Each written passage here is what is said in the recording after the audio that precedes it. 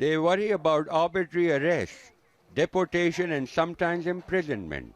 But it's a risk they're willing to take. They cannot go back to their country at war, and with no end in sight to the Afghan conflict, feel they're safer here in these modest homes. Umar Khan is an Afghan refugee who seeks out a living with his 5 kids on the outskirts of Islamabad. He says he's been a refugee for the past 36 years. Now his refugee card has expired, and he fears the worst. Afghanistan is still at war, and if we go back, what we will do there? We will be killed in the ongoing conflict, as my brother was killed when he returned. Therefore, Pakistan must think about us.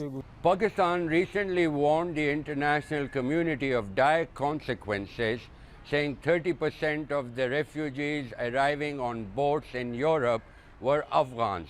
The country's leadership was warning that it needed international help to solve the problem of the Afghan refugees. The UN High Commissioner for Refugees says Pakistan must not label the refugees as terrorists and shows his concern about any hasty repatriation. The main challenges very clearly are two. One is insecurity in Afghanistan in particular, and the second one is always in Afghanistan, lack of development and development opportunities. The government of Pakistan says it has received little help from the international community in a decade.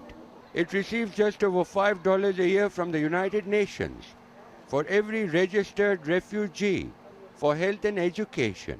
Pakistani leaders have serious concerns about the continued presence of Afghan refugees because of their impact on Pakistan's economy and security.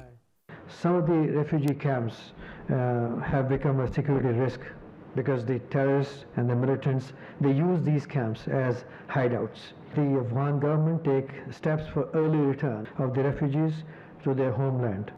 Last December, Pakistan granted a 6-month extension for Afghan refugees after their refugee cards expired. Now they have been given another 6 months till the end of 2016. But what happens after that will determine the future of up to 3 million people still living a life of uncertainty in Pakistan. Kamal, Hyder, Al Jazeera, Islamabad.